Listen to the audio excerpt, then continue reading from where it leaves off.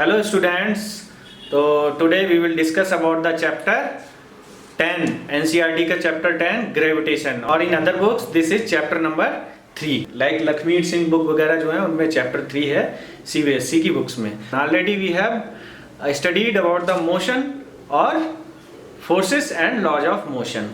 ठीक है, मोशन में हमने पढ़ा था सारे कुछ, मोशन किस तरह से होता है, इक्वेशंस ऑफ मोशन पढ़ी थी और force and laws of motion पढ़े थे. तो हमने कॉज ऑफ मोशन भी पढ़े थे. We have also studied the cause of motion. Motion का कॉज क्या है तो हमने वो उसके बारे में पढ़ा था चैप्टर नंबर 2 में. चैप्टर नंबर 2 में पढ़ा था क्या कॉजेज ऑफ मोशन क्या होता है. फोर्स जो था कॉज ऑफ मोशन था. फोर्स की वजह से क्या है स्पीड चेंज होती थी. फोर्स की वजह से force can cause the change in speed and change in the direction. तो हमने ये चीज ऑलरेडी पढ़ ली है कि force what force can do. Force can change the speed and force can also change the direction of the object. Okay, तो हम यहाँ पे पढ़ने वाले हैं ग्रेविटेशन के बारे में. एक्चुअली ग्रेविटेशन क्या होता है और ग्रेविटेशन कहाँ से आया.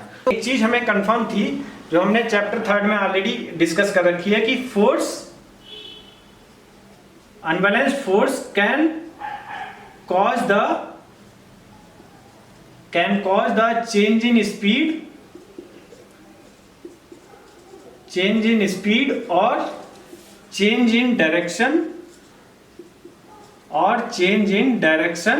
of the object. ये चीज हमें क्लियर है. अनबैलेंस्ड फोर्स जो है स्पीड को चेंज कर सकता है और डायरेक्शन को भी चेंज कर सकता है. फॉर एग्जाम्पल जैसे अगर कोई हम बॉल है ऊपर की तरफ थ्रो करते हैं तो क्या ये सर्टेन हाइट तक जाती है बॉल, उसके बाद फिर से नीचे आनी शुरू हो जाती है. इसका मतलब इस बॉल पे कोई फोर्स है नीचे की तरफ जो उसे नीचे की तरफ खींच रहा है, क्योंकि बॉल को तो हमने ऊपर फेंका था लेकिन फिर वो नीचे आ गई अर्थ पे. It means there is some force, क्योंकि बॉल को ऊपर थ्रो किया फिर वो नीचे आ गई. इसका मतलब कोई फोर्स है जो नीचे की तरफ लग रहा है, ठीक है, जो इस बॉल को नीचे की तरफ खींच रहा है. अच्छा, और हम एग्जांपल लेते हैं जैसे कि क्या है सन, जो प्लैनेट्स हैं, जैसे कि प्लैनेट्स जो हैं वो क्या है सन की ऑर्बिट के अराउंड, सन के अराउंड जो है ऑर्बिट्स में रिवॉल्व करते हैं. जैसे अर्थ है, अर्थ मान लिया इस ऑर्बिट में रिवॉल्व करती है, ठीक है. कोई दूसरा प्लैनेट्स है वो दूसरी ऑर्बिट में सन के अराउंड, ये क्या है सन है, सन के अराउंड रिवॉल्व करता है. ये दूसरा प्लैनेट कोई है फॉर एग्जाम्पल सैटर्न मान लीजिए. तो क्या है इसका मतलब कि different planets they revolve around the sun, ठीक है. और देखें अगर और हम देखें क्या है अर्थ के अराउंड भी जो है, अर्थ के अराउंड भी जो है क्या मूव करता है चारों तरफ. मून ऑर्बिट में जो है रिवॉल्व करता है उसके अराउंड, अर्थ के अराउंड. यहां पे देखिए ये मून जो है इसकी स्पीड तो कांस्टेंट है, it is moving with a constant speed. Earth के अराउंड जो मूव कर रहा है अगर देखेंगे तो कांस्टेंट स्पीड है, स्पीड चेंज नहीं होती है उसकी, कांस्टेंट स्पीड है. स्पीड तो चेंज नहीं हो रही मून की, but it is changing direction. देखिए हर पॉइंट पे ये अपनी डायरेक्शन को चेंज कर रहा है. यहाँ पे मून की जो डायरेक्शन है वो इस डायरेक्शन में है. यहाँ पे देखेंगे तो मून की डायरेक्शन ये है. यहाँ पे देखेंगे अगर इस पॉइंट पे तो इस मून की डायरेक्शन ये है, ठीक है. इसका मतलब moon it is revolving around the earth, revolving around the earth with constant speed, but it is changing direction at each and every point. हर एक पॉइंट पे क्या है it is changing the direction, ठीक है. तो change of direction, change of direction मतलब क्या है चेंज, डायरेक्शन चेंज हो रही है. इसका मतलब क्या है वेलोसिटी चेंज हो रही है, वेलोसिटी चेंज हो रही है, वेलोसिटी चेंजिंग, डायरेक्शन चेंज हो रही है. इसका मतलब क्या हो गया वेलोसिटी चेंज हो रही है. क्यों? वेलोसिटी कैसी क्वांटिटी है वेक्टर क्वांटिटी है. वेलोसिटी कैसी क्वांटिटी है वेक्टर क्वांटिटी. मैं स्पीड की बात नहीं कर रहा हूँ, I am talking about the velocity. Velocity is a vector quantity. अगर डायरेक्शन चेंज हो रही है किसी ऑब्जेक्ट की इसका मतलब वेलोसिटी इज चेंजिंग. स्पीड में भी कांस्टेंट, स्पीड यहाँ पे कांस्टेंट हो सकती है लेकिन वेलोसिटी चेंज हो रही है क्योंकि डायरेक्शन चेंज हो रही है. क्योंकि वेलोसिटी किस किस से डिफाइन होती है डायरेक्शन से एंड मैग्नीट्यूड से, और स्पीड के लिए सिर्फ किसकी जरूरत पड़ती है मैग्नीट्यूड की. तो अगर डायरेक्शन चेंज हो रही है तो इसका मतलब वेलोसिटी इज चेंजिंग. अच्छा वेलोसिटी चेंज हो रही है, चेंज ऑफ वेलोसिटी क्या होता है? टाइम के साथ change of velocity with time, इसी को क्या बोलते हैं? एक्सीलरेशन। इसी को क्या बोलते हैं? एक्सीलरेशन। ठीक है, इसका मतलब वेलोसिटी चेंज हो रही है टाइम के साथ, तो there is some acceleration. Rate of change of velocity पढ़ते थे ना, v minus u upon t, यही तो एक्सीलरेशन था। एक्सीलरेशन क्या था? Rate of change of velocity. इसका मतलब चेंज ऑफ वेलोसिटी की वजह से क्या है? Acceleration. There is some acceleration. If there is some acceleration there will be some force, there will be some force according to second law of motion, according to second law of motion. देखिए बहुत important चीज यहां पे मैं relate कर रहा हूं, according to second law of motion. According to second law of motion क्या पढ़ा था? F is equal to m a. अगर कहीं पे एक्सीलरेशन है तो इसका मतलब वहां फोर्स जरूर लग रहा है। ये A क्या है? एम ए में A क्या है? एक्सीलरेशन है। तो if there is an acceleration there will be some force. तो यहां से देखिए मैंने ये सारी चीजें कंक्लूड इसीलिए की क्योंकि यहां पे इसका मतलब there will be some kind of force in this, इसमें डायरेक्शन चेंज हो रही है तो इसका मतलब है देयर इज सम फोर्स। यहां पे भी अर्थ जो है सन के अराउंड रिवॉल्व कर रही है, सन के अराउंड चक्कर लगा रही है, हर एक पॉइंट पे डायरेक्शन उसकी चेंज हो रही है, तो यहां पे भी क्या है? There is some kind of force. यहां पे भी मैंने बताया, यहां पे भी क्या है? There is some kind of force, अगर कोई बॉडी ऊपर से नीचे गिर रही है। ठीक है, तो देखिए इस मोशन में भी कुछ तरह कोई फोर्स लग रहा है, इस मोशन में भी किसी तरह का फोर्स लग रहा है। This force is known as, this force is known as gravitational force. This force is known as gravitational, this force is known as gravitational force. इसी फोर्स को ग्रेविटेशनल फोर्स बोला गया। न्यूटन ने इसी को प्रूव किया कि ये जो फोर्स लग रहा है इनके बीच में क्या लग रहा है? एक ग्रेविटेशनल फोर्स लग रहा है।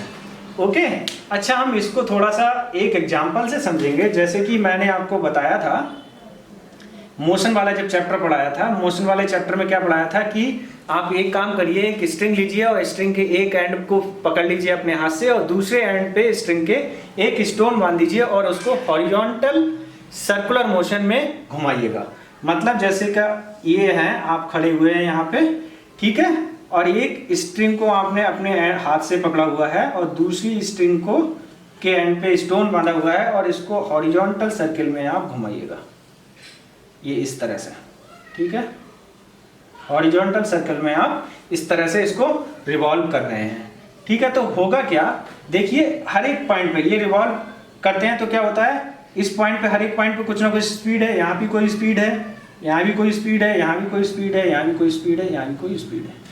ठीक है, अगर यूनिफॉर्म हम मान के चलें, स्पीड कैसी है? यूनिफॉर्म है। स्पीड कैसी है? यूनिफॉर्म है। अगर 5 मीटर पर सेकेंड है तो 5 मीटर पर सेकेंड ही है स्पीड। लेकिन देखिए हर एक पॉइंट पे the direction of the stone is different. यहाँ पे देखिए इस स्टोन के मूवमेंट की डायरेक्शन ये है, यहाँ पे इस मूवमेंट की डायरेक्शन ये है, यहाँ पे स्टोन के मूवमेंट की डायरेक्शन ये है। जब इस पोजीशन पे होगा स्टोन तब उसकी डायरेक्शन ये होगी, जब इस पोजीशन पे होगा तब उसकी डायरेक्शन ये होगी, जब इस पोजीशन पे होगा तो उसकी डायरेक्शन ये होगी। Means eight each and every point of this circular motion the direction of the stone is different, direction of the stone is different। और ये डायरेक्शन होती कैसी है? दिस डायरेक्शन जो होती है सर्कुलर मोशन में, अगर कोई ऑब्जेक्ट मूव कर रहा है तो उसकी अगर हम डायरेक्शन को डिफाइन करते हैं तो क्या है? उस पॉइंट पे, उस सर्कल के पॉइंट पे क्या कर दीजिए? एक टेंजेंट ड्रा कर दीजिए। तो टेंजेंशियल डायरेक्शन जो होगी, टेंजेंट की जो डायरेक्शन होगी वही किसकी डायरेक्शन को शो करेगा? उस ऑब्जेक्ट की डायरेक्शन को डिफाइन करेगा। टेंजेंट जो होगी उस टेंजेंट तो मालूम होगा टेंजेंट क्या होती है? टेंजेंट क्या होती है? टेंजेंट वो लाइन होती है, टेंजेंट वो स्ट्रेट लाइन होती है जो किसी भी सर्कल को किसी एक पॉइंट पे टच करती है, किसी एक पॉइंट पे टच करती है, उसको क्या बोलते हैं? टेंजेंट बोलते हैं। ठीक है, तो यहाँ पे क्या है? इस केस में वो सर्कुलर मोशन कर रहा है तो इसमें भी क्या है? अंदर की तरफ इस ऑब्जेक्ट पे, अंदर की तरफ इस ऑब्जेक्ट पे एक फोर्स लगता है, अंदर की तरफ ऑब्जेक्ट पे एक फोर्स लगता है, उस फोर्स को बोलते हैं सेंट्रीपिटल फोर्स। उस फोर्स को बोलते हैं सेंट्रीपिटल फोर्स। ठीक है, इसको भी हम पढ़ेंगे, इसके बारे में भी हम पढ़ेंगे सेंट्रीपिटल फोर्स क्या होता है। सेंट्रीपिटल फोर्स के बारे में नेक्स्ट क्लासेस में मे बी 11th-12th में जो है इसके बारे में सेंट्रीपिटल फोर्स के बारे में पढ़ेंगे। और हम फार्मूला भी कैलकुलेट करते हैं, जो सेंट्रीपिटल फोर्स लगता है वो कितना निकल के आता है, उसको भी हम फर्दर क्लासेस में पढ़ेंगे। ठीक है, न्यूटन के दिमाग में ये कहाँ से आइडिया आया था? न्यूटन ने क्या किया था, an apple falling from the tree. कोई एप्पल था, वो क्या था, ट्री से नीचे गिर रहा था, और न्यूटन जो है न्यूटन इसको ऑब्जर्व कर रहे थे। तो उन्होंने देखा कि जो है एप्पल नीचे ही क्यों गिर रहा है, ये एप्पल नीचे ही क्यों गिर रहा है, मतलब there will be some kind of force between the apple and the earth. Apple और अर्थ के बीच में किसी तरह का फोर्स लग रहा है जो कि एप्पल को नीचे ला रहा है। इसका मतलब जो इसके बीच में फोर्स लग रहा है वैसा ही फोर्स हो सकता है कि मून और अर्थ के बीच में लग रहा हो। जब इन दो ऑब्जेक्ट्स के बीच में, इसका मतलब अर्थ जो है, यहाँ से क्या मतलब, एप्पल अगर अर्थ की तरफ जो है खींच रहा है, इसका मतलब किसी तरह का फोर्स लग रहा है, अर्थ जो है उस एप्पल को खींच रही है, इसका मतलब एप्पल जो है अर्थ की तरफ खींच रहा है। तो सेम में भी जब मून इस अर्थ के अराउंड मूव करता है तो हो सकता है अर्थ जो है मून को अपनी तरफ खींच रही हो, मून भी जो है अर्थ की तरफ खींच रहा हो, तो there will be a kind of force. तो इसको कैसे वेरीफाई करेंगे? अगर ये फोर्स लग रहा है तो मून पूरा क्यों नहीं खींच के आ जाता? मून अब तक पूरा स्ट्रेट लाइन में आ जाता है इसकी तरफ खींच के, नहीं, स्ट्रेट लाइन में नहीं आता है। क्यों नहीं आता है? क्योंकि ये मोशन स्ट्रेट लाइन मोशन नहीं है, ये सर्कुलर मूव कर रहा है, सर्कुलर मोशन कर रहा है। तो उस सर्कुलर मोशन को हम जो है इस स्ट्रिंग के एग्जांपल से देखते हैं कि देखिए हर एक पॉइंट पे इस ऑब्जेक्ट की, इस स्टोन की क्या है, डायरेक्शन चेंज हो रही है। अच्छा, किसी एक पॉइंट पे अगर इस स्ट्रिंग को रिलीज कर दें, रिलीज मतलब छोड़ दीजिए, किसी पॉइंट पे क्या है, घुमाते घुमाते किसी एक पॉइंट पे छोड़ दीजिए, तो क्या होगा, वो स्ट्रिंग स्ट्रेट चली जाएगी। जिस पॉइंट पे छोड़ेंगे वहां पे टेंजेंट ड्रॉ कीजिए, और टेंजेंट ड्रॉ करने के बाद क्या है, वो स्ट्रिंग उसी डायरेक्शन में चली जाएगी। तो स्ट्रिंग क्या है, वो इस डायरेक्शन में स्ट्रेट मूव कर जाएगी, इस डायरेक्शन में स्ट्रेट मूव कर जाएगी। लेकिन इसके केस में तो ऐसा नहीं होता, मून जो है कभी भी स्ट्रेट मूव नहीं करता, ना ही मून स्ट्रेट आता है। Means there is some kind of force continuously acting. यहां पे सेंट्रीपिटल फोर्स था जो इसको, स्ट्रिंग को क्या हुआ था, सर्कुलर मोशन में बाइंड किए हुआ था, सर्कुलर मोशन में बांधे हुए था। इसका मतलब यहां पे भी किसी तरह का फोर्स है, there is a continuously act कर रहा है, there is a some kind of continuously acting force. उसी फोर्स को बोला ग्रेविटेशनल फोर्स। तो इसका मतलब जो भी प्लैनेट्स जो हैं सन के अराउंड रिवॉल्व कर रहे हैं, या मून जो है अर्थ के अराउंड रिवॉल्व कर रहा है, अर्थ के चारों ओर घूम रहा है, तो because of what, because of gravitational force. Because of what, because of gravitational force. यहाँ पे सेंट्रीपिटल फोर्स अंदर की तरफ लग रहा था, अंदर मतलब टुवर्ड्स द सेंटर। यहाँ पे भी जो ग्रेविटेशनल फोर्स है मून और अर्थ के बीच में, वो सेंटर की तरफ लगेगा। हर एक पॉइंट पे किधर लग रहा है, सेंटर की तरफ लग रहा है। फोर्स किधर लग रहा है, सेंटर की तरफ लग रहा है। अच्छा, अगर हम डायरेक्शन देखें मून की, तो क्या है, किसी भी पॉइंट पे टेंजेंशियल डायरेक्शन, उस पॉइंट पे टेंजेंट ड्रॉ कर दीजिए, और जो टेंजेंट की डायरेक्शन होगी वही किसकी डायरेक्शन होगी, मून की डायरेक्शन होगी। तो देखिए हर एक पॉइंट पे क्या है, हर एक पॉइंट पे मून की डायरेक्शन चेंज हो रही है। इसका मतलब क्या है, एक्सीलरेशन लग रहा है। हर एक क्या है, एक्सीलरेशन है। एक्सीलरेशन है तो क्या है, some force is acting, force act कर रहा है किसी तरह का। उसी फोर्स को क्या बोलते हैं, ग्रेविटेशनल फोर्स बोलते हैं। Gravitational force is a kind of centripetal force. ये किस तरह का फोर्स है, it's a kind of, it acts as a centripetal force. तो gravitational force acts as a centripetal force. देखिए यहाँ पे न्यूटन जो थे, एक एस्ट्रोनॉमर तो थे ही थे, बहुत बड़े एस्ट्रोनॉमर्स थे, क्योंकि उस टाइम पे बहुत सारी डिस्कवरीज भी हो रही थी उस समय। जैसे कि मैंने आपको लास्ट वाले लेक्चर में बताया था, गैलीलियो ने लॉ दिया था मोशन का, ठीक है, उसको फर्दर स्टडीज करके न्यूटन ने अपने लॉ दिए थे। ऐसे ही उस समय जो है प्लैनेट्स के मोशन के लिए एक साइंटिस्ट ने लॉ दिया था, केपलर ने लॉ दिए थे। इन केपलर के मोशन को जो है, केपलर के लॉज को जो है न्यूटन ने स्टडी किया, फर्दर स्टडीज किया, और जो है लॉ ऑफ ग्रेविटेशन दिया था, न्यूटन्स लॉ ऑफ ग्रेविटेशन जिसको हम जानते हैं। ओके बच्चों, तो यहाँ पे हम पढ़ेंगे लॉ ऑफ ग्रेविटेशन, जो न्यूटन्स ने ग्रेविटेशनल लॉ दिया था उसके बारे में हम पढ़ेंगे क्या लॉ था। उससे पहले हम एक चीज देखेंगे, जैसे कि फॉर एग्जांपल हमने लिया था कोई एप्पल है, एप्पल जब ट्री से नीचे की तरफ गिर रहा है, ओके, ट्री से जब नीचे की तरफ गिर रहा है तो उसको अर्थ की तरफ उस पर कोई फोर्स लग रहा है। यही तो एज्यूम किया था कि अर्थ जो है उसको अट्रैक्ट कर रही है अपनी तरफ, और कोई फोर्स लग रहा है जिसको ग्रेविटेशनल फोर्स बोलते हैं, उसकी वजह से एप्पल जो है नीचे आ रहा है। ठीक है, एप्पल नीचे आता है तो उसकी वेलोसिटी चेंज होती है। वेलोसिटी चेंज होती है इसका मतलब उसमें कुछ एक्सीलरेशन होता है। वेलोसिटी चेंज क्या है? एक्सीलरेशन है, इसका मतलब उसमें एक्सीलरेशन है। अच्छा, ये ग्रेविटेशनल फोर्स है, ये अट्रैक्शन फोर्स होता है। अगर एप्पल को अर्थ अट्रैक्ट कर रही है, if apple is attracted by the earth, then earth should also be attracted by the apple. Earth पे भी सेम फोर्स लगना चाहिए, नहीं लगना चाहिए, अट्रैक्शन फोर्स। लेकिन अर्थ में तो हमें जो है एक्सीलरेशन ऑब्जर्व ही नहीं होता है। अर्थ में तो एक्सीलरेशन नहीं दिखाई देता किसी भी तरह का कि अर्थ जो है मूव कर रही है। अर्थ की तो वेलोसिटी हमें चेंज होती ही नहीं दिखाई देती है। क्यों नहीं दिखाई देती है? यहाँ से ध्यान से देखिए, हमने सेकेंड लॉ ऑफ मोशन पढ़ा था, F is equal to ma। अगर हमें किसी बॉडी पे फोर्स मालूम है कितना है और उसका मास मालूम है तो उसका एक्सीलरेशन निकाल सकते हैं। Acceleration is equal to m को इधर ले जाएंगे डिनोमिनेटर में, तो acceleration is equal to F upon m। अगर इन केस ऑफ एप्पल हमें फोर्स मालूम है, अगर ग्रेविटेशनल फोर्स कितना लग रहा है उसके वेट के इक्वल लगेगा mg। mg हमें मालूम है।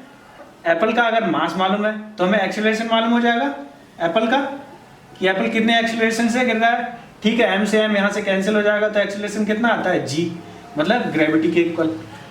It means we can find out the acceleration of any object falling under gravitational force. Okay, now if you want to calculate the acceleration of the earth with the same formula, acceleration is equal to F upon m। मान लीजिए अब अर्थ का मास जो है, अब अर्थ का मास तो बहुत ज्यादा होगा एप्पल के कंपैरिजन में, तो यहाँ से जो एक्सीलरेशन हम निकालेंगे, फॉर एग्जांपल यहाँ पे जो है एप्पल का मास कितना है होगा ज्यादा से ज्यादा 400 ग्राम और 0.5 किलोग्राम, आधा केजी मान लो है एप्पल का, तो यहाँ पे 0.5 केजी हो जाएगा।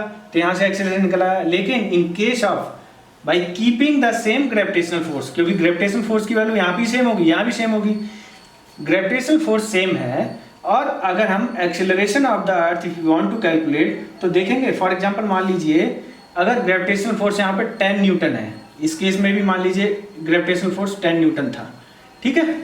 तो अगर 10 न्यूटन है और मास ऑफ द अर्थ अगर देखेंगे तो मास अर्थ का बहुत ज़्यादा होता है, 6 × 10⁻24। तो अगर हम यहाँ से एक्सीलरेशन निकालेंगे तो वो 0.0000000 इस तरह से आएगा। Means this acceleration will be approximately equal to 0 के इक्वल होगा। इसका मतलब क्या होगा? नेग्लिजिबल। क्या होगा? नेग्लिजिबल। क्योंकि इस अर्थ का मास जो है एप्पल के मास के कंपैरिजन में बहुत ही ज्यादा है। मीन्स एप्पल का मास अर्थ के मास के कंपैरिजन में नेग्लिजिबल है। इसीलिए अर्थ का एक्सीलरेशन जो है वो हमें मालूम ही नहीं पड़ता है कि अर्थ मूव कर रही है। Because of this force any effect is happening on the अर्थ, वो हमें ऑब्जर्व नहीं कर सकते क्योंकि वो 0 के इक्वल आता है approximately. Okay, now we will see the law of gravitation. Law of gravitation को हम देखेंगे। मान लीजिए कि दो बॉडीज हैं, कोई एक बॉडी है जिसका मास है कैपिटल M, एक दूसरी बॉडी है जिसका मास है स्मॉल m, और इनके सेंटर टू सेंटर डिस्टेंस जो है वो कितनी है? d। सेंटर से सेंटर की डिस्टेंस जो है वो कितनी है? Small d। ओके, और इनके बीच में क्या है? फोर्स ऑफ ग्रेविटेशन लग रहा है, ग्रेविटेशनल फोर्स लग रहा है, ग्रेविटेशन फोर्स लग रहा है। मान लीजिए इसको डिनोट कर दीजिए F से।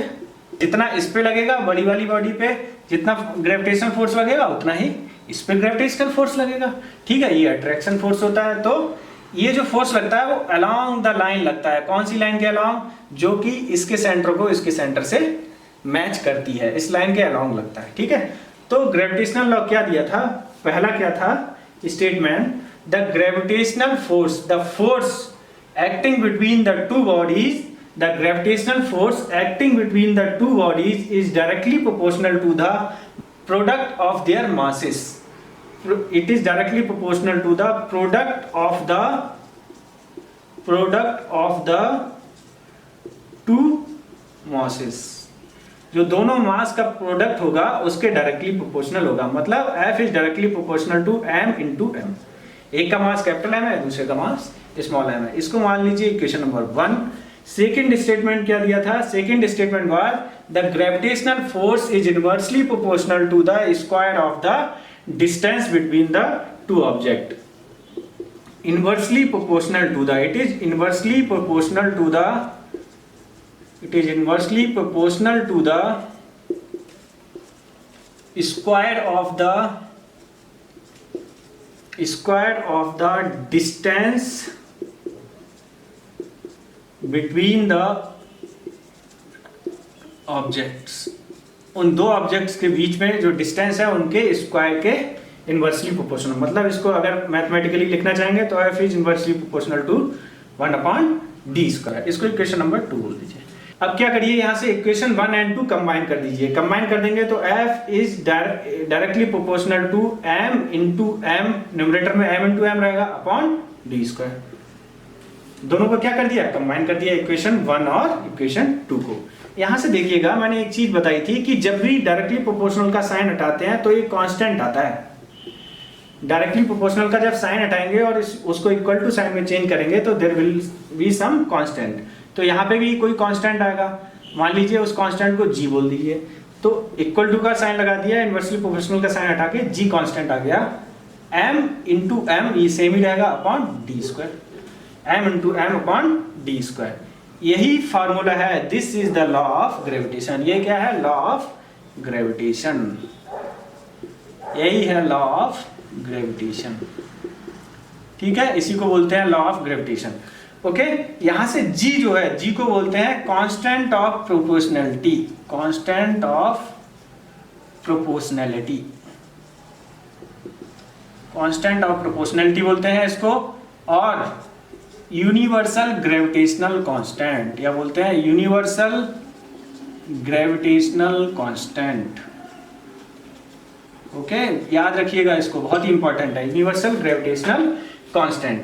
ओके, अब यहां से इस इक्वेशन से देखिए, अगर मैं क्या करूं, इनका क्रॉस मल्टीप्लाई कर दूं। क्रॉस मल्टीप्लाई मतलब d² को इसके न्यूमरेटर में मल्टीप्लाई कर दूं, 1 को इससे मल्टीप्लाई कर दूं, तो f into d² is equal to क्या आ जाएगा? g m into m। यहां से g की वैल्यू अगर निकालेंगे तो f into d² upon m into m, m into m। अब यहां से देखिएगा, अगर हम SI यूनिट कैलकुलेट करना चाहें एक ग्रेविटेशनल कांस्टेंट की, यूनिवर्सल ग्रेविटेशनल कांस्टेंट की, तो क्या होगी? F की यूनिट क्या होती है? फोर्स की न्यूटन, न्यूटन, इंटू d² की यूनिट क्या हो जाएगी? डिस्टेंस की यूनिट होती है मीटर, तो मीटर का square, newton into metre square, upon mass की यूनिट क्या होती है? किलोग्राम। इस मास की यूनिट क्या हो जाएगी? किलोग्राम। तो क्या आ जाएगा? न्यूटन मीटर स्क्वायर पर किलोग्राम स्क्वायर। इसका मतलब ग्रेविटेशनल कांस्टेंट की यूनिट क्या आ गई? न्यूटन मीटर स्क्वायर पर किलोग्राम स्क्वायर। बहुत इंपॉर्टेंट है, इसको याद रखिएगा। इसकी यूनिट बहुत सारे एग्जाम्स में भी पूछी जाती है। ग्रेविटेशनल कांस्टेंट की यूनिट क्या होती है? न्यूटन मीटर स्क्वायर पर किलोग्राम स्क्वायर। कुछ एक्सपेरिमेंट के थ्रू इस कांस्टेंट की वैल्यू निकाली गई। एक साइंटिस्ट थे, उन्होंने जो है इस ग्रेविटेशनल कांस्टेंट की क्या की? वैल्यू कैलकुलेट की। इस ग्रेविटेशनल कांस्टेंट की वैल्यू जो कैलकुलेट करने के बाद आई थी वो थी 6.67 इंटू 10⁻⁻11 न्यूटन मीटर स्क्वायर पर किलोग्राम स्क्वायर। ये आई थी यूनिवर्सल ग्रेविटेशनल कांस्टेंट की वैल्यू। इसको याद रखिएगा, इस वैल्यू को 6.67 रख लीजिए। 6.67 इंटू 10⁻11 न्यूटन मीटर स्क्वायर पर किलोग्राम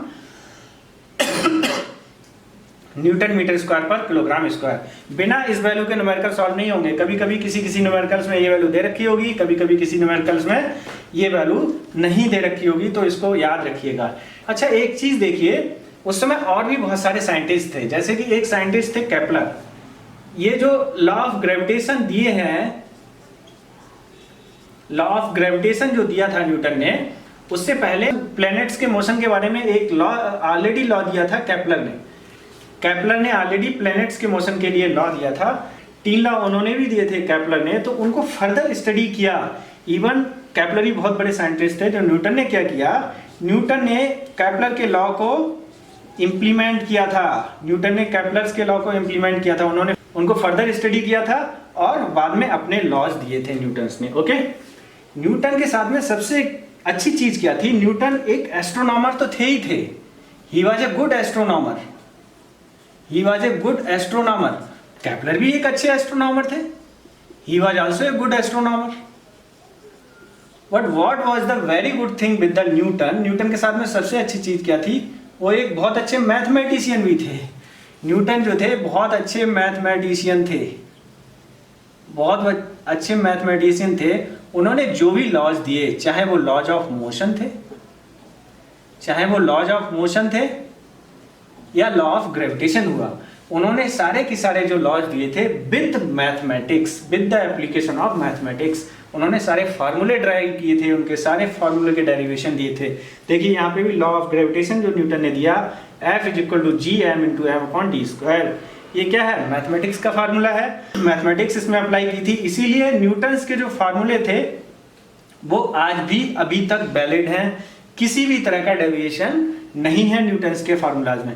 केपलर ने भी सारे लॉज दिए थे, अच्छे लॉज दिए थे, लेकिन उन्होंने मैथमेटिकली ज्यादा ड्राइव नहीं किया था चीजों को। ऐसे ही हमने जब लॉज ऑफ मोशन पढ़े थे, लॉज ऑफ मोशन में भी गैलीलियो साइंटिस्ट थे, गैलीलियो ने ऑब्जर्व किया था लॉज ऑफ मोशन के बारे में। फर्स्ट लॉ ऑफ मोशन था जो गैलीलियो ने ऑब्जर्व किया था, लेकिन उन्होंने क्या कहीं पे मैथमेटिक्स ही इसको प्रूफ नहीं किया था, मैथमेटिक्स के थ्रू नहीं किया था।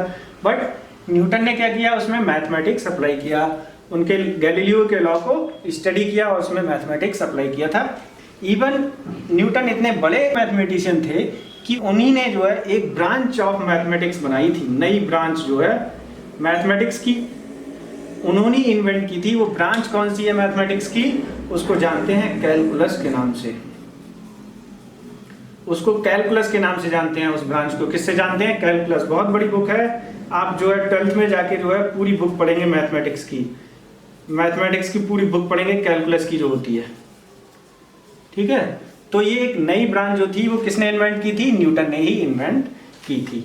ओके, तो ये यहाँ से लॉ ऑफ ग्रेविटेशन हो गया, याद रखिएगा इसको, फार्मूले को, बहुत ही ज्यादा इंपॉर्टेंट है। F = gm/m/d²।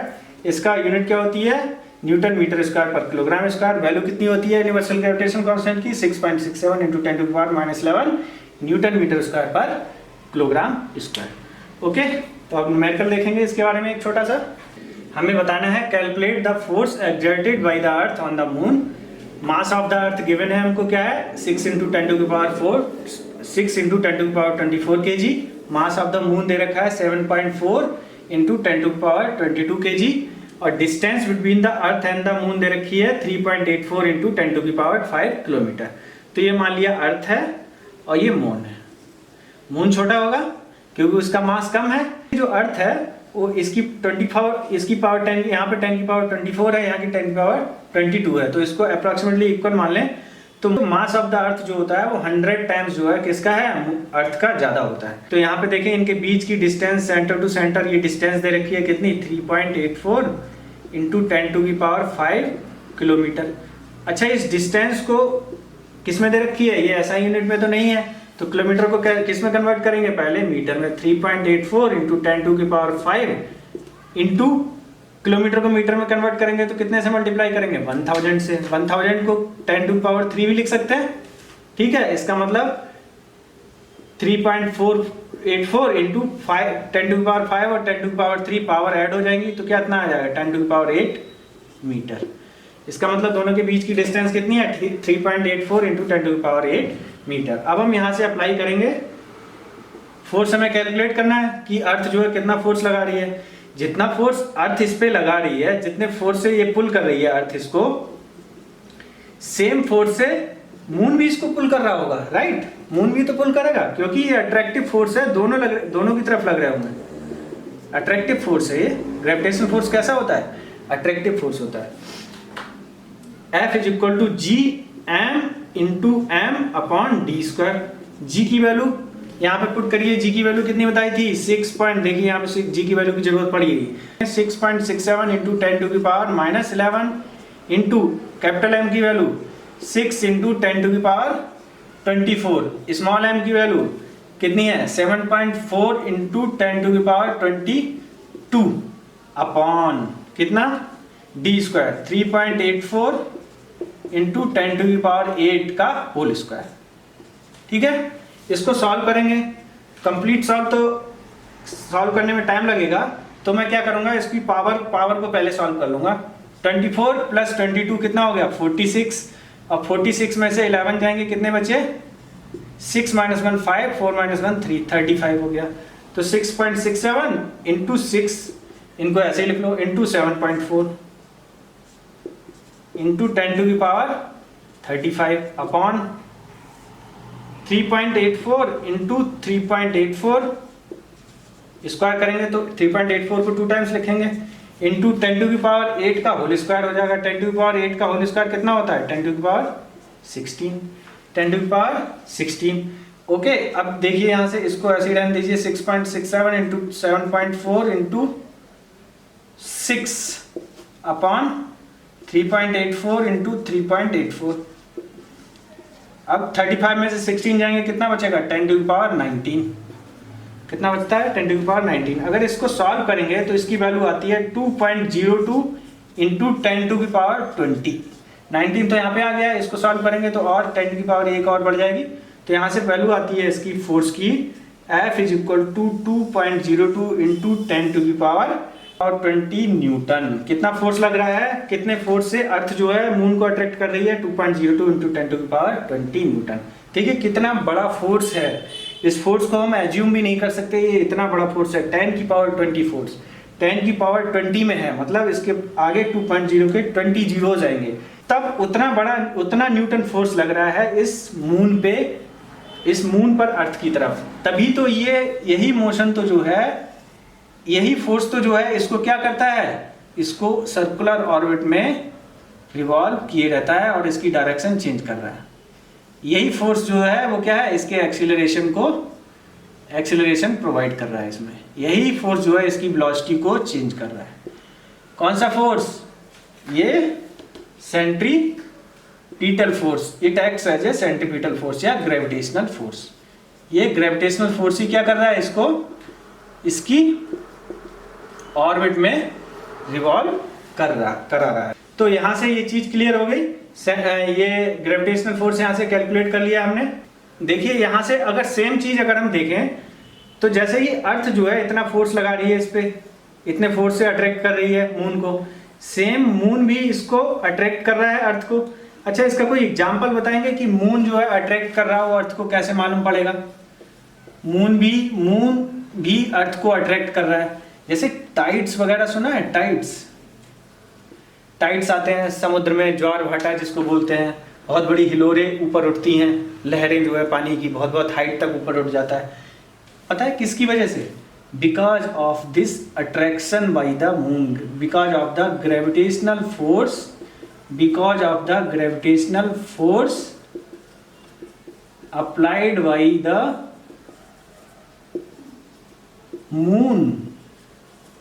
मून या समटाइम्स बाई सन आल्सो। क्योंकि जब क्या होता है, जैसे मान लिया एक्चुअल में जो रिवॉल्यूशन जो होता है वो इलिप्टिकल ऑर्बिट में होता है। कैसे होता है, एक्चुअल में सर्कुलर ऑर्बिट में ना होके थोड़ा सा इलिप्टिकल ऑर्बिट में होता है जो रिवॉल्यूशन होता है। ठीक है, जब सर्कुलर में ना होकर इलिप्टिकल में होता है तो कहीं कहीं पे ऐसा इलिप्टिकल में होता है, जब मून जो है अर्थ के पास में आ जाता है, मून अर्थ के जब पास में होता है तो क्या होता है, मून जब अर्थ के पास में होता है तो उस समय जो होता है ग्रेविटेशनल फोर्स बढ़ जाता है, ग्रेविटेशनल फोर्स बढ़ जाता है। ग्रेविटेशनल फोर्स बढ़ने की वजह से क्या होगा, जो अर्थ पे पानी वगैरह है, अर्थ की सरफेस पे क्या है वाटर वगैरह है, तो उस पे भी क्या लगता है ग्रेविटेशनल पुल लगता है। चाहे सन का हो या मून का हो, दोनों का भी हो सकता है। ठीक है, सन का या मून का, तो उस ग्रेविटेशनल फोर्स की वजह से क्या होता है, जो पानी ऊपर की तरफ खिंचता है, पानी ऊपर की तरफ खिंचता है तो क्या होता है टाइड्स आते हैं, उसी की वजह से क्या आते हैं टाइड्स आते हैं। ठीक है, तो ये एक एग्जांपल हो गया कि मून भी अट्रैक्शन फोर्स लगा रहा है, सेम अट्रैक्शन फोर्स मून भी लगा रहा है अर्थ पे, जितना अर्थ मून पे अप्लाई कर रही है। ओके, तो ये यहाँ से एक एग्जांपल ये क्लियर हो गया। इलिप्स जानते हैं, इलिप्टिकल, एक्चुअली यहाँ पे देखेंगे मैं बोल रहा हूँ कि इलिप्टिकल ऑर्बिट में, elliptical orbit actually circular orbit नहीं होती है, इसमें रेडियस जैसी कोई चीज नहीं होती है, इसमें मेजर एक्सिस होती है एक और एक माइनर एक्सिस होती है। तो कभी अगर कोई प्लेनेट यहाँ पे है तो वो यहाँ से बहुत दूर होगा, यहाँ से बहुत दूर होगा, और अगर कोई प्लेनेट पास में है यहाँ पे है तो वो यहाँ के बहुत पास में होगा। जैसे अर्थ भी जो होगी, अर्थ जो है वो सन के अराउंड मूव करती है इलिप्टिकल ऑर्बिट में। कैसे मूव करती है? इलिप्टिकल ऑर्बिट में मूव करती है, ना कि सर्कुलर ऑर्बिट में। इलिप्टिकल ऑर्बिट में मूव करती है और सन जो होता है वो यहाँ पे होता है अराउंड में, फोकल पे। तो देखिए जब ये मूव करती है तो कभी कभी सन के ये बहुत नजदीक होती है। क्या होती है? सन के बहुत नजदीक होती है। जब सन के बहुत नजदीक होगी तो क्या ग्रेविटेशनल फोर्स क्या होगा? जब सन के बहुत नजदीक होगी तो ग्रेविटेशनल फोर्स बहुत ज्यादा होगा। क्यों ज्यादा होगा? क्योंकि वो डिस्टेंस के इनवर्सली प्रोपोर्शनल होता है। डिस्टेंस ज्यादा तो फोर्स कम। अगर डिस्टेंस बढ़ती है ऑब्जेक्ट के बीच की तो फोर्स कम हो जाता है। अगर डिस्टेंस कम होती है ऑब्जेक्ट के बीच की तो फोर्स क्या होता है? बढ़ जाता है। तो डिस्टेंस जैसे ही कम होती है तो फोर्स बढ़ जाता है और ग्रेविटेशनल पुल लगने लगता है अर्थ पे, इसीलिए टाइड वगैरह आ जाते हैं। तो ये एक एग्जांपल हो गया यहाँ से। इसमें हमने लॉ ऑफ ग्रेविटेशनल अप्लाई करके देख लिया। ओके, तो अब हम पढ़ेंगे फ्री फॉल के बारे में। फ्री फॉल क्या होता है अंडर ग्रेविटेशनल फोर्स। ऑलरेडी हम इस फ्री फॉल को जो है मोशन वाले चैप्टर में थोड़ा सा पढ़ चुके हैं। फ्री फॉल क्या होता है? So what is free fall? When the objects और any body falls towards the earth under the application of gravitational force. तो फ्री फॉल हम किसे बोलते हैं? Whenever any object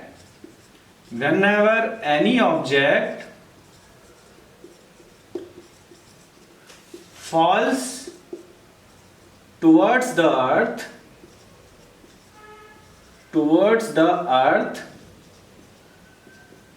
under gravitational force,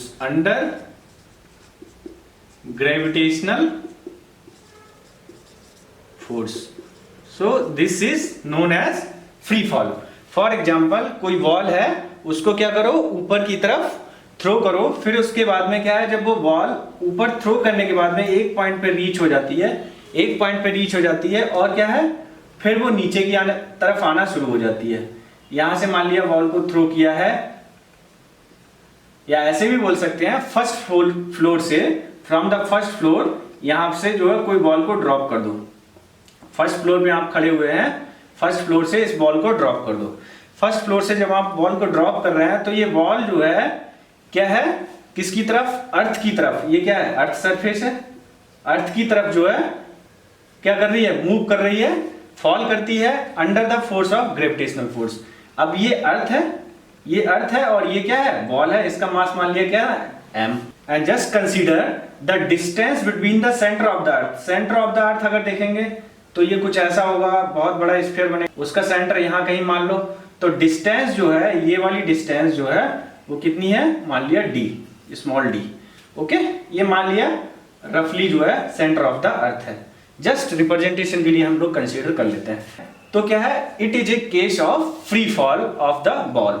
ये बॉल का क्या है? फ्री फॉल का केस है। अच्छा, हमने जब भी कोई बॉल जो है फर्स्ट फ्लोर या किसी फ्लोर से ड्रॉप करते हैं तो what happens? The velocity of the ball increases. यहाँ पे वेलोसिटी कितनी है बॉल की? u इज इक्वल टू 0 यहाँ पे, क्योंकि जब हम ड्रॉप करेंगे बॉल को तो वहां पे क्या होगी? बॉल की वेलोसिटी 0 होगी। उसके बाद वेलोसिटी जो है बढ़ना शुरू हो जाएगी। मान लिया यहाँ पे वेलोसिटी कितनी होगी? 5 मीटर पर सेकंड हो गई। फिर वेलोसिटी जो होगी 10 मीटर पर सेकंड हो गई। फिर वेलोसिटी 15 मीटर पर सेकंड हो गई। इस तरह से velocity increases as the ball comes down. Velocity of the ball increases as the ball comes down. Means the change in velocity is changing. Change in velocity हो रहा है with respect to time, velocity is changing। तो change in velocity है with respect to time, तो इसका मतलब क्या हुआ? there is some acceleration। rate of change of velocity को ही क्या बोलते हैं? acceleration। so there is some acceleration। इसी acceleration को, this acceleration under the free fall is known as acceleration due to gravity। इसको बोलते हैं acceleration due to ग्रेविटी। इसी एक्सीलरेशन को क्या बोलते हैं? Acceleration due to gravity. इसको डिनोट करते हैं स्मॉल g से। इसको डिनोट किससे करते हैं? स्मॉल g से।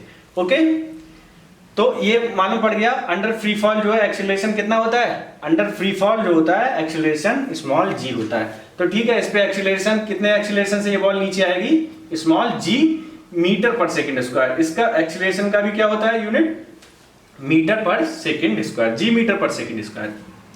अगर हम सेकेंड लॉ से देखें, from the second law, if we see from the second law of motion, second law of motion, second law of motion जो न्यूटन का हमने पढ़ा था, क्या पढ़ा था, F is equal to m a. इस पे अप्लाई करिए। यहाँ पे मास कितना है बॉल का, m है, लेकिन एक्सीलरेशन कितना है, g। तो इस पे फोर्स, ग्रेविटेशनल फोर्स कितना लगेगा, ग्रेविटेशनल फोर्स कितना लगेगा, ग्रेविटेशनल फोर्स जो फोर्स नीचे की तरफ लग रहा है, ग्रेविटेशनल फोर्स वो कितना लगेगा, F is equal to m g. तो ये फोर्स इस पे कितना लग रहा है, एम जी फोर्स लग रहा है इस पे। Okay, law of gravitation apply करिए। लॉ ऑफ ग्रेविटेशन से अगर देखें, लॉ ऑफ ग्रेविटेशन से अगर हम देखें तो ग्रेविटेशनल फोर्स कितना आता है, F is equal to ji M. M को किसका मास है, mass of the earth. m is the mass of the earth, mass of the earth. ठीक है, अर्थ का मास कितना है, capital M into M, G M M upon D square होता है। डी मतलब ये distance between the centre of the earth and the centre of the ball, तो G M M upon D square. Okay, ये जो किससे आ गया, law of gravitation से ये फार्मूला आता है। दोनों ही ग्रेविटेशनल फोर्स हैं, ये भी ग्रेविटेशनल फोर्स कैलकुलेट हुआ है यहां से। तो दोनों को क्या कर देंगे, हम इक्वल कर देंगे। इसको इक्वेशन 1 और इक्वेशन 2 को क्या कर दो, इक्वल कर दो। तो इक्वल करेंगे तो क्या हो जाएगा, m g is equal to ji m into m upon D square. Okay, m से एम कैंसिल आउट हो गया, तो g is equal to acceleration आ गया g m upon D square. क्या आ गया, g is equal to small g, ये क्या है, acceleration due to gravity, acceleration due to gravity. उसका फार्मूला आ गया, if and any object falling under the gravitational force the acceleration due to gravity will be g is equal to ji m upon D square. M क्या है यहाँ पे, mass of the earth. M क्या है, mass of the earth. Okay, d क्या है, distance between two objects. Distance between two objects की जगह क्या लिखेंगे, between earth, between the centre of earth, between the centre of earth and centre of object, centre of ball बोल लीजिए यहाँ पे, सेंटर ऑफ ऑब्जेक्ट। ठीक है, तो ये याद रखिए, बहुत ही इंपॉर्टेंट फार्मूला है यहाँ से।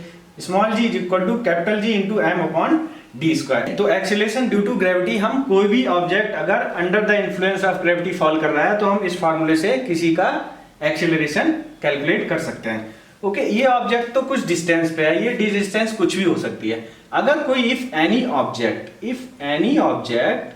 If it is lying on the surface of the अर्थ, और यह सरफेस के बहुत क्लोज है। फॉर एग्जाम्पल, जैसे कि आप यहां पे खड़े हो, ठीक है, ये अर्थ मान लीजिए, क्या है, अर्थ है। अर्थ बहुत बड़ी होती है, लेकिन यहां पे मैं नहीं दिखा सकता ज्यादा बड़ा, क्योंकि अर्थ के साइज के कंपैरिजन में खुद का साइज क्या होगा, नेग्लिजिबल होगा। ये नेग्लिजिबल साइज होगा मेरा साइज। ओके, तो मान लिया मैं अर्थ के सरफेस पे खड़ा हुआ हूं। If you are standing at the earth surface of the earth, तो डिस्टेंस क्या हो जाएगी, ये वाली डिस्टेंस किसके इक्वल होगी, रेडियस ऑफ द अर्थ। किसके इक्वल होगी, रेडियस ऑफ द अर्थ। ये डिस्टेंस किसके इक्वल हो जाएगी, अर्थ की रेडियस के इक्वल। ठीक है, कितनी हो जाएगी, आर। उस केस में डी क्या हो जाएगा, स्मॉल डी हो जाएगा आर के इक्वल, रेडियस ऑफ द अर्थ के इक्वल। तो उस केस में देखेंगे, अगर एक्सीलरेशन निकालना है, acceleration due to gravity, g is equal to ji m upon d की जगह क्या रख देंगे, r square. This formula is used for the, it is applicable for the objects near to the surface of the earth, surface of the earth. ये उसके लिए है जो कि सरफेस की, अर्थ की सरफेस के बहुत ही क्लोज है या उसके पास में है, बिल्कुल ये डिस्टेंस बहुत ही कम है, या फिर जो है उस पे सरफेस पे खड़े हुए हैं। ठीक है, अब हम यहां से अगर g की वैल्यू फाइंड आउट करना चाहते हैं, if we want to calculate the value of the g for the objects which are very near to the surface of the earth, कैसे कैलकुलेट करेंगे। We know the value of this universal constant की value क्या होती है, 6.67 into 10 to the power -11 newton metre square पर kilogram square. Unit हमेशा याद रखिए। ओके, और मास ऑफ द अर्थ जो होता है वो होता है 6 इंटू 10⁴ किलोग्राम। कैपिटल एम क्या है यहाँ पे? Mass of the earth. Radius of the अर्थ जो होती है 6.4 इंटू 10⁶ मीटर, ये रेडियस ऑफ द अर्थ होती है। ये इतनी रेडियस ऑफ द अर्थ होती है। ये वैल्यूज ऑलरेडी हमें नो होती हैं, तो हम ये वैल्यू सारी अगर इसमें पुट कर दें इस फार्मूले में, तो जी की वैल्यू कैसे कैलकुलेट होगी? जी की वैल्यू यहाँ पे रख दीजिए, कैपिटल जी की value 6.67 into 10⁻11 into capital m की वैल्यू कितनी? 6 इंटू 10⁴ अपॉन 6.4। डी की जगह कितना, आर की जगह कितना हो जाएगा? Radius of the earth 6.4 into 10⁶ का होल स्क्वायर। ओके, इसको अगर जब हम सॉल्व करते हैं, इसको सॉल्व करेंगे, देखिए तो यहां से 24 ये पावर है, अगर हम देखें यहां से 24 में से 11 जाएंगे, कितने बचे पावर? 13 बची यहाँ पे। This is 10⁻13। Okay, this is 10⁻13। तो 13 यहां से 10⁻12 आ जाएगा। तो ओवरऑल अगर इसको सॉल्व करेंगे तो क्या बचेगा? 6.67 इंटू 6 और एक 10 की पावर यहां बची अपॉन 6.4 इंटू 6.4। अब ये सिंपल हो गया। थोड़ा सिंपल होने के बाद इसमें सॉल्व करेंगे तो इसकी वैल्यू आती है 9.8 मीटर पर सेकेंड स्क्वायर। जी की वैल्यू कितनी आती है? 9.8 मीटर पर second square. Okay, this is the value of acceleration due to gravity for the objects which are very near to the surface और on the surface, जो या तो सरफेस, अर्थ की सरफेस के बहुत क्लोज हैं ऑब्जेक्ट्स और उस पे लाई कर रहे हैं, सरफेस पे लाई कर रहे हैं, तो उनके लिए जी की वैल्यू कितनी होती है? 9.8 मीटर पर सेकेंड स्क्वायर। ओके, तो यहां से हमने जो है जी की वैल्यू फाइंड आउट कर ली। ओके, तो अभी हम क्या देखेंगे? अब जी की वैल्यू फाइंड आउट कर ली। एक और चीज भी है, देखिए अब इसका मतलब यहाँ पे ये वॉल अगर ड्रॉप हो रही है तो यहाँ पे जी की वैल्यू कितनी है? 9.8 मीटर पर सेकेंड स्क्वायर, क्योंकि ये वॉल फर्स्ट फ्लोर से ड्रॉप कर रहे हैं। ठीक है, 9.8 मीटर पर सेकेंड स्क्वायर है इसका एक्सीलरेशन। ओके, देखेंगे अगर हम देखते क्या है कि जी की वैल्यू जो होती है वो डिफरेंट जगह पे, फॉर एग्जांपल अगर हम देखें जम्मू कश्मीर में थोड़ी जी की वैल्यू थोड़ी सी डिफरेंट होगी, यहाँ पे जी की वैल्यू डिफरेंट होगी, बैंगलोर में कुछ और होगी। ओके, अगर अमेरिका में जाके चेक करेंगे तो कुछ और होगी जी की वैल्यू। तो क्या है, थोड़ी वैल्यू डिफर करती है जी की वैल्यू। ये डिफर क्यों करती है? एक्चुअल में हम यहाँ पे कंसीडर करके चलते हैं कि अर्थ कैसा है, अर्थ का शेप कैसा है? स्फीयर है। हम मान के चलते हैं अर्थ कैसी है? स्फेरिकल है। अर्थ का शेप कैसा है? स्फेरिकल है। मतलब रेडियस जो है इक्वल है, इस डायरेक्शन में भी, इस डायरेक्शन में भी, इस डायरेक्शन में भी।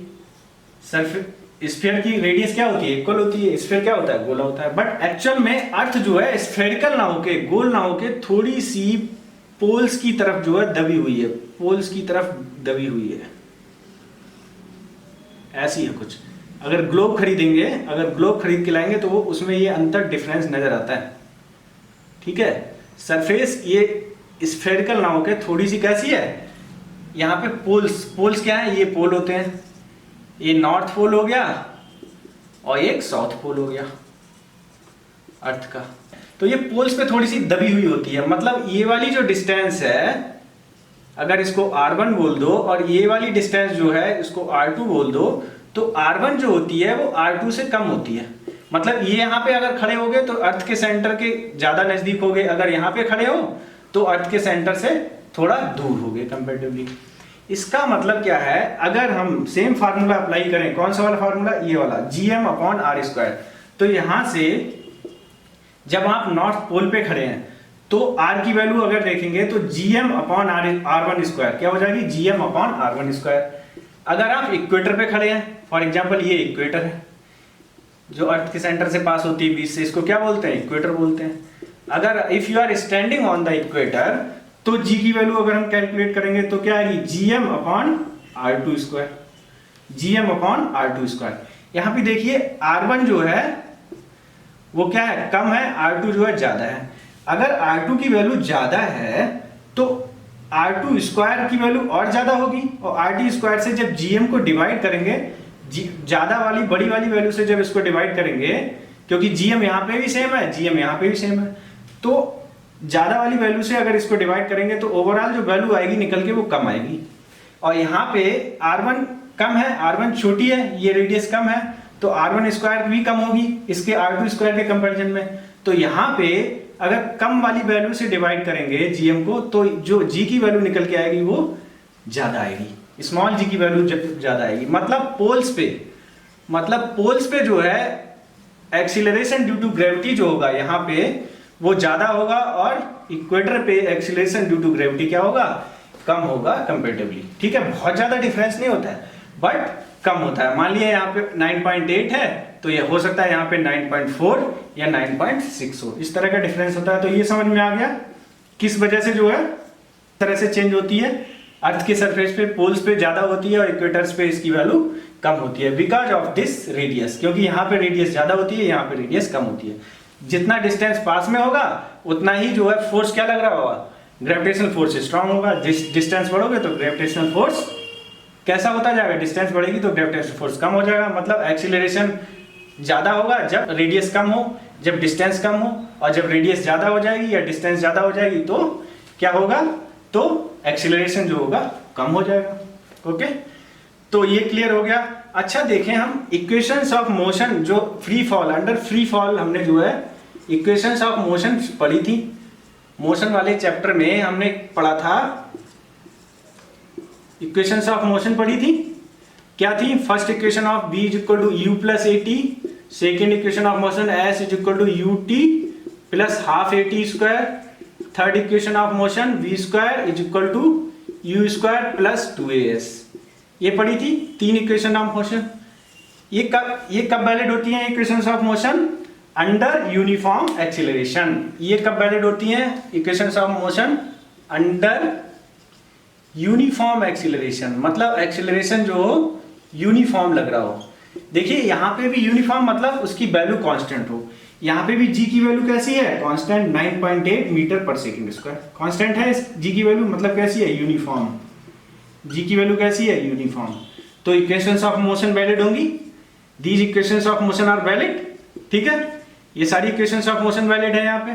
तो ये इक्वेशंस ऑफ मोशन यहाँ पे लगा सकते हैं। द ओनली डिफरेंस यहाँ पे एक ही जगह क्या हो जाएगा? g, एक ही जगह g हो जाएगा। तो ये इक्वेशंस ऑफ मोशन में एक ही जगह g रख देंगे। v is equal to u plus g t, s is equal to u t plus half g t square, v square is equal to u square plus 2gs। This is the only difference. बाकी equations of motion same ही रहेंगी। रही बात sign की, अगर हम sign की बात करें तो जब भी acceleration, if the acceleration is, if g is in the direction of g is in the direction of motion, अगर एक्सीलरेशन की direction, acceleration due to gravity is in the same direction of the motion, तो g की value positive होगी। क्या होगी? Positive. जैसे कि इस केस में देखिए मोशन भी इसी डायरेक्शन में है और एक्सीलरेशन ड्यू टू ग्रेविटी भी इस डायरेक्शन में है, तो g की वैल्यू मैंने कितनी ली है? 9.8 मीटर पर सेकेंड स्क्वायर। मतलब कैसी है ये value? Positive. This value is positive. Okay, now if g, direction of g, if the direction of acceleration due to gravity, if the direction of the g is in opposite direction, is in opposite to the motion, अगर ये opposite to the motion है तो क्या होगा? g की value negative होगी। For example, जैसे कि अगर इस बॉल को नीचे से ऊपर की तरफ फेंकते हैं, नीचे से ऊपर की तरफ, जैसे आप यहाँ पे खड़े हैं और बॉल को जो है ऊपर की तरफ फेंक रहे हैं, तो एक्सीलरेशन ड्यू टू ग्रेविटी किधर लग रहा है? इधर। मोशन आपका किस डायरेक्शन में है? वेलोसिटी किस डायरेक्शन में है? ऊपर की तरफ। वेलोसिटी किधर है? ऊपर की तरफ। मतलब एक्सीलरेशन अपोजिट डायरेक्शन में लग रहा है, means the acceleration is in the opposite direction to the motion. तो यहाँ पे g की वैल्यू कैसी लेंगे? Negative. The value of the g will be negative. बहुत ही इंपॉर्टेंट चीज है, इसको याद रखिएगा। ओके, किस तरह से फ्री फॉल होता है, फ्री फॉल के कंडीशंस में हम किस तरह से इक्वेशंस ऑफ मोशंस अप्लाई करते हैं, स्मॉल g की वैल्यू कैसे कैलकुलेट करते हैं, ये फार्मूला याद रखिएगा। ये वैलिड होता है for the objects near to the surface और for the objects who are far away from the surface. The objects which are far away from the surface, the value of the g will be calculated by g is equal to gm upon d square. d क्या है? The distance between the centre of the earth and the centre of the object. Okay, तो ये यहाँ से clear हो गया। अब हम देखेंगे थोड़े से न्यूमेरिकल देखेंगे। Now we will see the numerical on this formulas. Okay, यहाँ से हम जो है न्यूमेरिकल्स देखने वाले हैं, दो न्यूमेरिकल्स यहाँ से देखेंगे। फर्स्ट न्यूमेरिकल, ये एग्जांपल्स हैं आपके एनसीईआरटी के। Okay, first numerical is a car falls from the ledge. Ledge मतलब किसी किनारे की, चट्टान के किनारे से जो है नीचे गिरना। Falls from a ledge and drops to the ground in 0.5 second. 0.5 second में ग्राउंड पे आके गिरती है। ओके, एंड तो हमें बताना क्या है, what we have to tell, what is the its speed on striking the ground. Ground पे जब स्ट्राइक करती है, फॉर एग्जांपल ये कोई चट्टान थी, ये कोई चट्टान टाइप की है, कोई किनारा है, ये यहाँ पे जो है आपकी कोई कार है, ठीक है, यहाँ से नीचे गिरती है, यहाँ से नीचे गिरती है। ओके, तो कितनी देर में आ जाती है नीचे, यहाँ से यहाँ तक t इक्वल टू 0.5 सेकेंड। कितनी देर में, 0.5 सेकेंड में ये नीचे आ जाती है।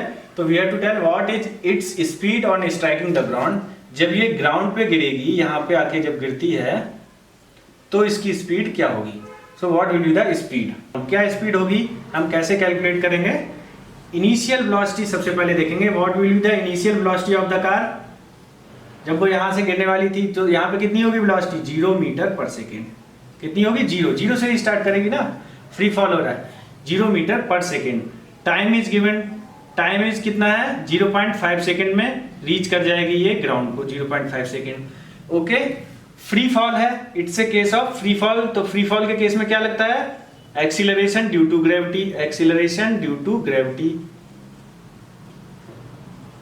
एक्सीलरेशन ड्यू टू ग्रेविटी कितना होगा, यहाँ पे एक्सीलरेशन मान लिए 10 मीटर पर सेकेंड स्क्वायर। जी की वैल्यू मान लीजिए 10, 9.8 ना मान के जी की वैल्यू 10 कंसीडर कीजिए।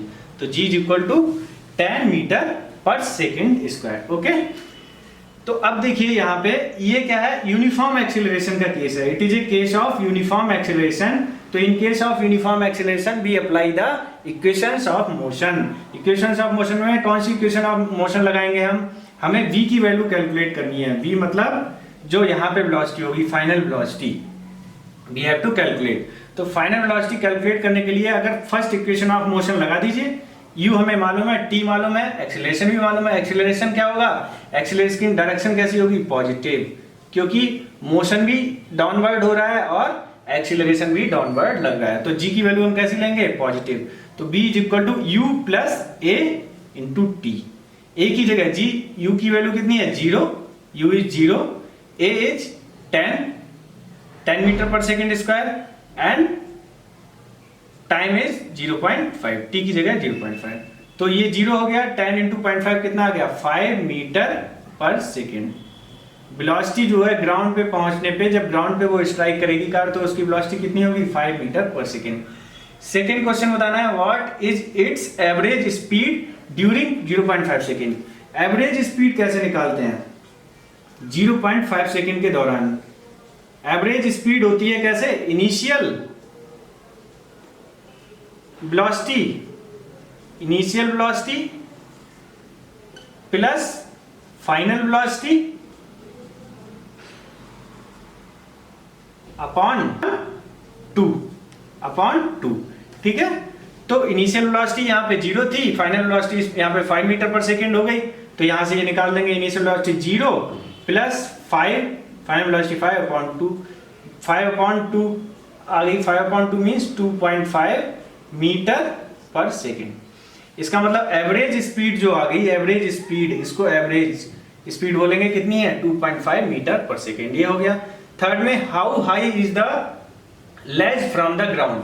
हाउ हाई मतलब कितनी ऊंचाई पे वो चट्टान का किनारा था जहां से ये गिरी थी। मान लिया वो क्या है, s है, कितना है, s है, ठीक है, वो कितनी ऊंचाई पे है, s ऊंचाई पे। क्योंकि ये कार गिरने में जितनी डिस्टेंस ट्रेवल करती है, मतलब जितनी डिस्टेंस फ्रॉम यहां से और यहां तक ग्राउंड तक चलने में जितनी डिस्टेंस ट्रेवल करती है, वही क्या होगी, डिस्टेंस ट्रेवल्ड, वही इस लेज की हाइट होगी, वही इस लेज की हाइट होगी। तो डिस्टेंस ट्रेवल्ड हम कैसे निकालते हैं, s is equal to half, s is equal to ut plus half at square. u की वैल्यू कितनी है, 0, इनिशियल वेलोसिटी 0 है, तो टाइम भी यहाँ पे 0.5 लिख दीजिए, प्लस हाफ एक्सीलरेशन कितना है, 10, t स्क्वायर मतलब 0.5 का स्क्वायर। ओके, तो ये तो 0 हो गई ये वाली टर्म, दिस इज 0, इसको क्या करिए 2 से इसको डिवाइड कर दीजिए, 2 इंटू 5, तो 5 इंटू 0.5 का होल स्क्वायर करेंगे कितना हो जाएगा 0.25। ओके, तो 5 इंटू 2.5 इंटू 0.25, इसको मल्टीप्लाई करेंगे कितना आ जाएगा 1.25 मीटर।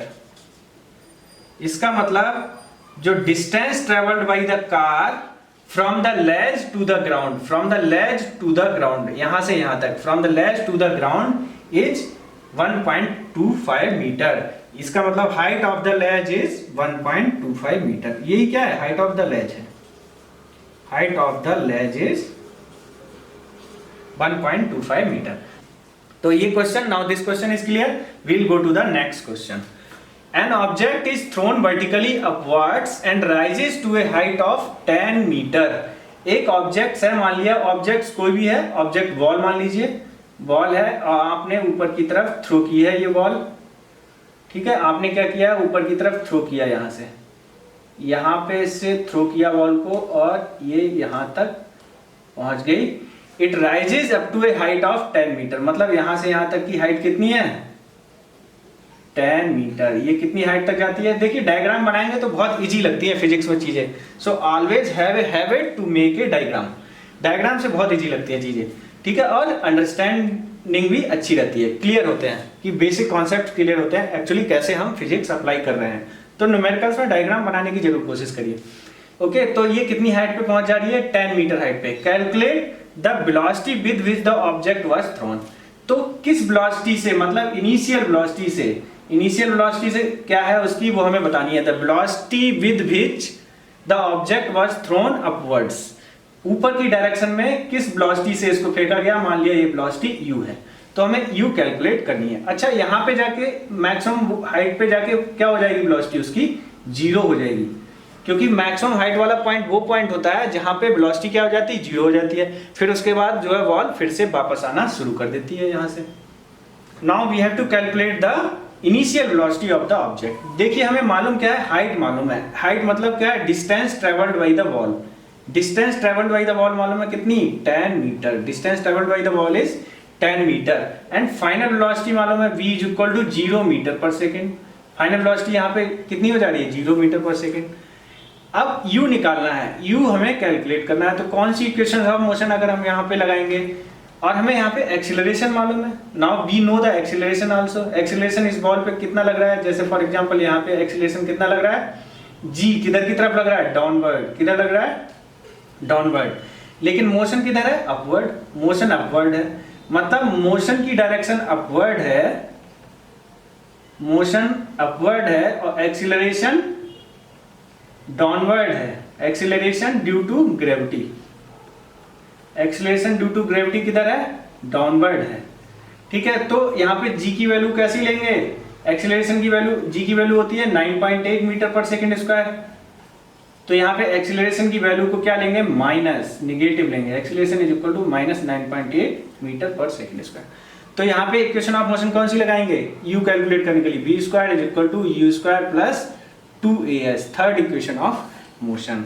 v की वैल्यू 0 है, u की वैल्यू फाइंड आउट करनी है, प्लस 2a की जगह माइनस 9.8 इंटू s, s की जगह क्या है, s की जगह 10। ओके, तो यहां से क्या आ जाएगा u square 0 is equal to u square minus 20 into 9.8, 20 into 9.8, u square is equal to 98 into 2, u square is equal to 98 into 2। Okay, multiply करेंगे इसको कितना आ जाएगा 196, कितना आ गया 196। तो u निकालेंगे तो हम क्या ले लेंगे, दूसरी साइड में स्क्वायर रूट ले लेंगे, इधर का स्क्वायर हटा के उधर क्या हो जाएगा स्क्वायर रूट हो जाएगा। तो u इज इक्वल टू आ जाएगा 14 मीटर पर सेकेंड। u की वैल्यू कितनी आ गई, इनिशियल वेलोसिटी 14 मीटर पर सेकेंड। तो यहाँ पे थर्ड इक्वेशन ऑफ मोशन हमने अप्लाई करके u की वैल्यू फाइंड आउट कर ली। Now we have to calculate the time taken by the object to reach the highest point. अब यहाँ से यहाँ तक पहुंचने में उसे कितना टाइम लगा है, रीच होने में कितना टाइम लगा है, मान लिया t टाइम लगा है। जब बॉल को नीचे से ऊपर फेंकेंगे तो कुछ टाइम में पहुंचेगी वो टॉप मोस्ट पॉइंट पे, वो हमें टाइम कैलकुलेट करना है। That time we have to calculate. कैसे कैलकुलेट करेंगे? यहाँ पे हमें v मालूम है, v 0 है, u मालूम है, हमें कैलकुलेट कर लिया 14 मीटर पर सेकेंड, t निकालना है। तो फर्स्ट इक्वेशन ऑफ मोशन लगा दीजिए, v is equal to u plus at। v कितना है 0, u कितना है 14, एक्सीलरेशन कितना है माइनस 9.8 इंटू टी निकालना है। तो यहाँ से इसको 9.8 इंटू टी को इधर ले आइए, 9.8 into t is equal to 14। यहाँ से t इज इक्वल टू क्या आ गया 14 अपॉन 9.8। इसको डिवाइड करेंगे तो अप्रोक्सीमेटली 1.43 सेकेंड। टाइम कितना आ जाएगा 1.43 सेकेंड। मतलब 1.43 सेकेंड में ये बॉल यहाँ से यहाँ तक पहुँच जाएगी। ये बॉल यहाँ से जहाँ से थ्रो की गई है यहाँ से और यहाँ तक पहुँचने में इस बॉल को कितना टाइम लगेगा 1.43 सेकेंड। तो ये दो न्यूमेरिकल हैं जिसमें इक्वेशंस ऑफ मोशन हमने अप्लाई की हैं। ये फ्री फॉल का है, अगेंस्ट द ग्रेविटी जब बॉल ऊपर की तरफ थ्रो की जाती है, ये उसका एग्जाम्पल है। बहुत ही इंपॉर्टेंट एग्जाम्पल्स हैं। इस तरह के बहुत सारे एग्जाम्पल्स बन सकते हैं, वैल्यू चेंज होकर डिफरेंट एग्जाम्पल्स। तो फिजिक्स में सीखना क्या होता है हमें, फिजिक्स में हमें न्यूमेरिकल नहीं याद रखना है। न्यूमेरिकल का जो बेसिक कॉन्सेप्ट्स है जो हमने अप्लाई कर रहे हैं इक्वेशंस ऑफ मोशन या लॉ ऑफ ग्रेविटेशन या सेकेंड लॉ ऑफ मोशन या कुछ भी फार्मूला अप्लाई कर रहे हैं, हमें उसको अप्लाई करना सीखना होता है। How to apply the physics in any numerical. ठीक है, तो हमें वो अप्लाई करना सीखना है। ये नहीं देखना है कि न्यूमेरिकल का आंसर कितना आ रहा है 1.43 या 14 या ये याद रखना है। तो आंसर कभी भी किसी क्वेश्चन के फिजिक्स में किसी भी क्वेश्चन के आंसर याद रखने का ट्राई ही नहीं करना है। कभी भी ट्राई मत करिए किसी भी आंसर को याद करने का, बस उसका बेसिक कॉन्सेप्ट याद रखिए। देखिए हमने कुछ भी चीज याद की है क्या इसमें, बस इक्वेशंस ऑफ मोशन हमें मालूम होनी चाहिए, लॉ ऑफ ग्रेविटेशन का फार्मूला मालूम होना चाहिए और सेकंड लॉ ऑफ मोशन मालूम होना चाहिए। ठीक है, कब हम इक्वेशंस ऑफ मोशन अप्लाई करते हैं वो हमें मालूम होना चाहिए। उसकी हेल्प से हम क्या है ये आराम से न्यूमेरिकल हमने कर लिया। ओके, तो इस लेक्चर का ये लास्ट टॉपिक हम कवर करेंगे, बाकी का जो है सेकेंड लेक्चर में कवर करेंगे, बचा हुआ पोर्शन इस चैप्टर का। तो अभी हम पढ़ने वाले हैं mass and weight. Mass and weight के बारे में ऑलरेडी मैंने डिस्कस किया हुआ है, मास क्या होता है और वेट क्या होता है। अच्छा, मास जो होता है किसी भी ऑब्जेक्ट का वो कैसा रहता है, मास चेंज होता है क्या। अगर मैं यहाँ पे अर्थ पे हूँ, if I am here on the earth, या फिर I go to the moon और I go to other planet Saturn Jupiter और एनीवेयर, क्या मेरा मास चेंज होगा? क्या मेरा मास चेंज होगा? अगर मैं 70 kg का हूं, if my mass is 70 kg, 70 kg मेरा मास है, तो क्या मेरा मास जो है चेंज हो जाएगा अगर मैं मून पे जाऊं तो, या फिर मैं किसी दूसरे प्लेनेट पे जाऊं तो मेरा मास चेंज होगा? नहीं, mass never changes, mass remains constant. याद रखिएगा, मास कभी भी किसी चीज का चेंज नहीं होता है, मास remains constant, mass remains constant. So it means mass remains the same whether you are on the earth or on some other planet. Mass of the object remains constant. मेरा अगर मास 70 kg है अर्थ पे तो moon पे भी 70 kg रहेगा। What changes then? The weight of the object. हम यहाँ से देखेंगे weight क्या होता है। अच्छा, weight of the object क्या होता है? Weight of the object is the force. Weight of the object is the force on the object applied by the earth. Force on the object applied by the earth. वो force कौन सा होता है? Gravitational force. अर्थ कौन सा force apply करती है? Gravitational force. तो weight of any body, weight of any body is the force applied by the earth on the object. Okay, it is the force applied by the earth on any object. मान लिया इसका मास m है और इस पे acceleration due to gravity g लग रहा है, तो फोर्स कितना आता था? F is equal to ma से कितना फोर्स आ जाएगा? एक्सीलरेशन क्या है यहाँ पे? g, तो F इज इक्वल टू कितना आ गया? mg। इसका मतलब इस पे अप्लाइड फोर्स कितना है? अर्थ की वजह से कितना फोर्स लग रहा है? ग्रेविटेशन फोर्स की वजह से mg। इसी को बोलते हैं वेट। इसी को क्या बोलते हैं हम? इसी को बोलते हैं, this is known as the weight of the object. इसकी यूनिट क्या होती है? जो सेम फोर्स की यूनिट होती है, इसकी यूनिट भी क्या होती है? न्यूटन। फोर्स की यूनिट भी क्या होती है? Newton. This is a kind of force. जैसे मान लिया वी आर स्टैंडिंग हियर, हम यहाँ पे स्टैंड कर रहे हैं किसी अर्थ की सरफेस पे, तो अर्थ जो है हम पे कितना ग्रेविटेशनल फोर्स अप्लाई कर रही है, mg के इक्वल। तो हमारा फोर्स किधर लग रहा है, mg डाउनवर्ड। ओके, तो अर्थ जो हम पे कितना फोर्स अप्लाई कर रही है, अट्रैक्शन फोर्स कितना लग रहा है, gravitation force equal to mg। अच्छा, weight of the object changes. यहां पे वेट ऑफ द ऑब्जेक्ट जो है चेंज करता है क्या, place to place, place to place. Does weight of the object changes place to place? Yes or no? Yes. It changes place to place. As the value of g changes, अगर value of g changes, if the value of the g means acceleration due to gravity. If the value of g changes, मास तो constant है, mass constant है, तो wait किस पे depend करता है, मास पे डिपेंड करता है, और एक्सीलरेशन ड्यू टू ग्रेविटी पे। तो मास तो चेंज होगा नहीं, मास विल नॉट चेंज। तो acceleration, if the acceleration due to gravity changes, if the value of the g या acceleration due to gravity changes, weight of the object also changes. Weight of the object also changes. Okay, अगर small g की value change होती है तो object का wait भी change होगा। इसका मतलब मेरा वेट यहाँ पे, अगर फॉर एग्जांपल मेरा मास जो है 10 kg 70 kg है, तो मेरा वेट कितना हो जाएगा, वेट ऑन द अर्थ मेरा कितना होगा, m into g, m 70 kg multiplied by 9.8।